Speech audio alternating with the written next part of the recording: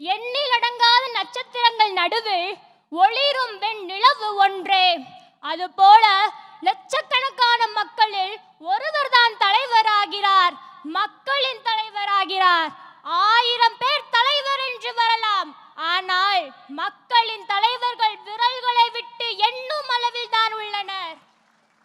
சாதியை அறவே ஒழிக்க போராடிய தந்தை பெரியார் மக்களின் தலைவரே. ஏழை பிள்ளைகளுக்கு கல்வியை அள்ளித்தந்த காமராசரும் மக்களின் தலைவரே.